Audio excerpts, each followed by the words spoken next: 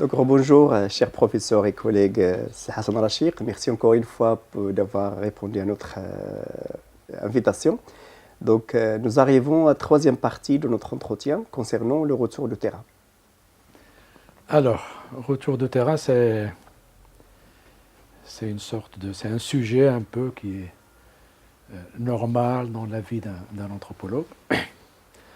Souvent, les anthropologues, après une dizaine d'années, une vingtaine d'années, retournent sur le terrain, soit pour étudier, décrire, analyser les mêmes phénomènes ou d'autres, ou juste, comme c'est mon cas, juste pour voir ce qui s'est passé. Alors, je suis retourné en 2011, donc après une vingtaine d'années d'absence, en 2011. Et ce qui était intéressant, c'est de voir un peu les changements comme ça à vue de nez. Ce n'était pas une enquête, ce n'était pas une étude, juste un vue de nez. Je suis resté pratiquement 5 ou 6 jours. Et donc, ce que j'ai remarqué, d'abord, j'étais très content. J'étais très content de revoir quelques informateurs, quelques amis. J'ai échangé avec eux les photos, j'ai ramené pas mal de photos. Et donc on était dans la place, dans Souira, en train de défiler les photos, de distribuer les photos aux amis, aux informateurs. Et c'était un moment très agréable, parce que plus la photo est ancienne, plus elle a de la valeur. Donc il y a des photos qui ont été prises en 1986, 87, 88. Et à chaque fois, il y a des remarques du type « Oh, ça c'est ma fille maintenant, il a 3 enfants, il est à Marrakech, il est marié, etc. etc. » Donc ça, c'était un moment de plaisir. Mais en défilant également les photos, il y avait des moments de tristesse. Telle personne est décédée, telle autre a immigré, et ainsi de suite. Et donc c'était un moment de partage, de souvenirs, de photos, etc. Ça c'est agréable, ça fait partie du retour sur le terrain. Est-ce que tu te rappelles de ceci? Est-ce que tu te rappelles de cela? Est-ce que tu as vu ceci? Etc. etc. Le deuxième, et ça c'est peut-être un peu prévisible, après une vingtaine d'années, bien sûr, sur le plan de l'architecture, sur le plan du bâti, sur le plan démographique, il y avait des changements énormes. Le village a grandi, c'est une vallée touristique, le village est un village touristique, donc il y avait beaucoup de restaurants. Et des restaurants, tu te dis, je suis à Marbella, etc., avec des menus en espagnol, en allemand, en anglais, en français.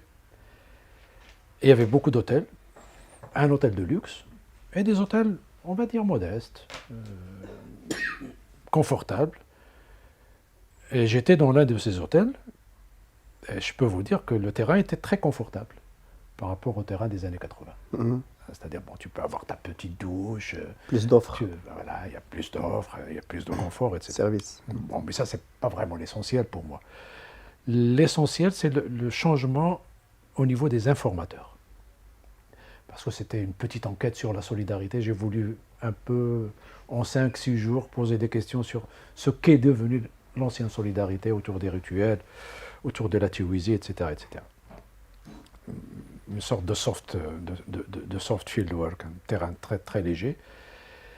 Et là, bon, bien sûr, la société civile est là, donc les associations sont là. Il n'y avait pas d'association à l'époque, il y avait une grande association qui s'occupait de la collecte des ordures, qui s'occupait de l'incinération des ordures, et ainsi de suite. Donc c'était un aspect, un peu de la dynamique de ce village. Mais il y avait d'autres petites associations de jeunes. Et là, les jeunes, surtout les jeunes, en tant qu'informateurs, interlocuteurs, peu importe, le rapport à l'information, la manière dont ils essaient de vous convaincre, la manière dont ils essaient de décrire leurs activités, c'est comme si j'étais à Casablanca ou à Marrakech, etc. Donc, il est venu le président de l'association, qui devait avoir, je ne sais pas, 24 ans, 25 ans, et qui a étudié à Casablanca, donc il est revenu. Il a fondé une association, sport, éducation, etc. Et donc il est venu avec son petit ordinateur, son laptop. me montrant les photos, me parlant un langage, bien sûr, parce que quand même c'est bac plus 2 ou bac plus 3, etc. Mais maintenant, il fait partie du paysage. Ce n'est pas comme avant. Je rencontrais des jeunes, mais soit en vacances, ils étudiaient, mais ils ne faisaient pas partie du paysage. Lui, maintenant, il est installé, il a fondé une association, etc. Et donc le retour de ces jeunes était très important. Pas uniquement dans mon village, mais dans d'autres villages. Le retour des jeunes qui animent les associations. Et il va y avoir une sorte de duplication. La jma'a traditionnelle, qui va continuer à être chargée des équipements traditionnels, la mosquée, la terga, les équipements, la terga, sagia, les canaux d'irrigation, les parcours collectifs, et ainsi de suite. Et puis les nouvelles associations qui vont se spécialiser dans des services, on va dire, modernes, pour aller très, très vite. Donc tout ce qui est en rapport avec la santé, avec l'éducation, le sport, comme j'ai dit, la collecte des ordures, etc., et qui dépasse les compétences de l'ancien jma'a.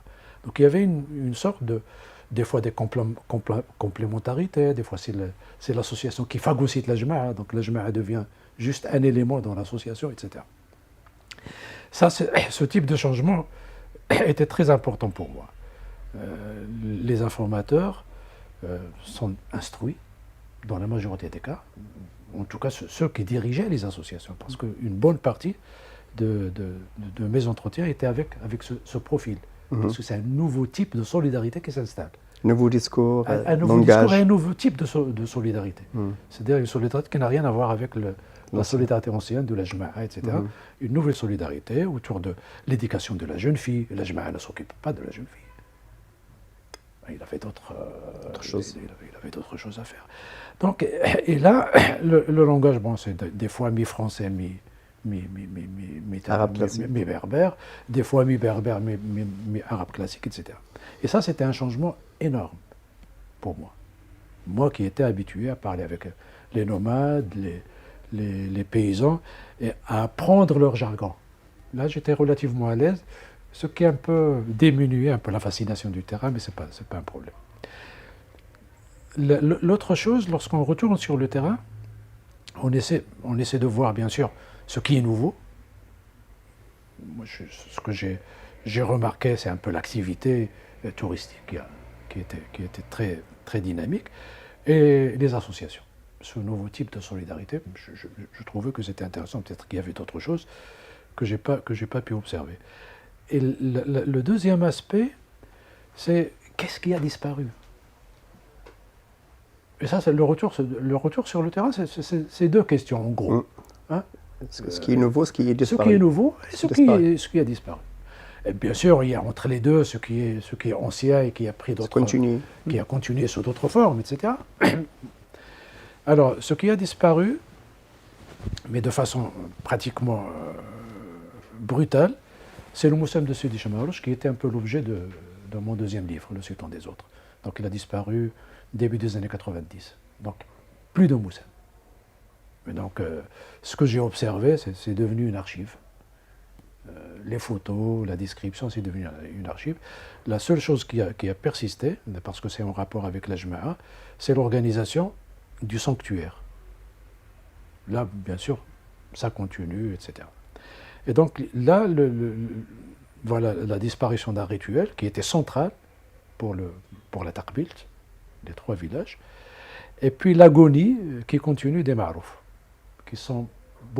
qui étaient beaucoup plus célébrés par les femmes que par les hommes. Et l'apparition, le réformisme, je l'avais déjà décrit, mais le réformisme un peu du sens commun, c'est-à-dire accepté, il était...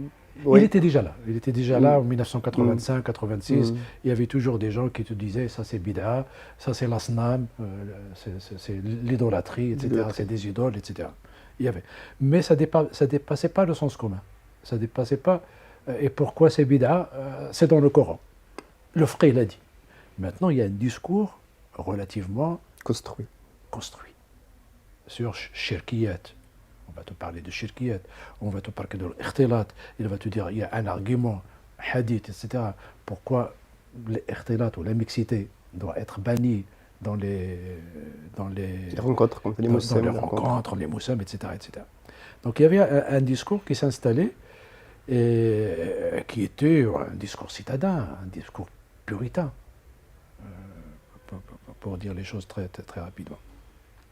Donc voilà un peu C'est à ce moment où il a commencé l'apparition du khimar chez les femmes et moins de participation des femmes au rituel. J'ai vu dans 2 ou 3 villages, on m'a dit que ce n'est pas encore très fréquent, le khimar n'est pas fréquent, mais il y avait des femmes avec des khimars. Et puis, on m'a également apporté que, bien sûr, quand on porte un khimar, donc c'est un discours relativement puritain sur les rituels, sur ce qui est local, etc.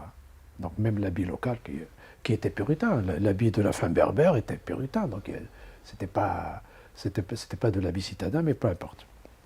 Donc il y avait, et ces femmes-là n'assistaient pas au marouf.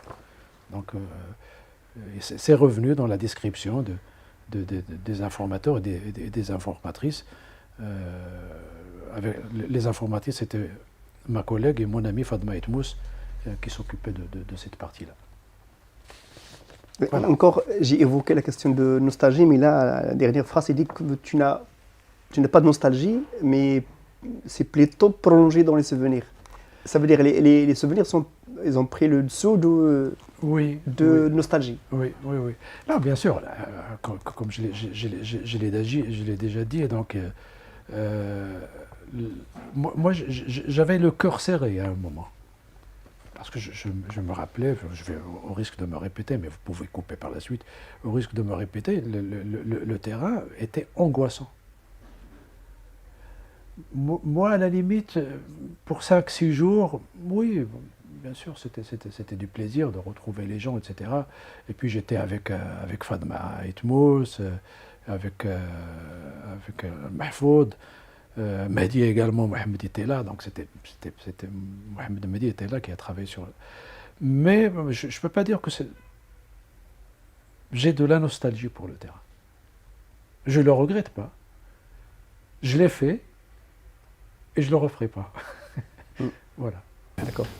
Très bien.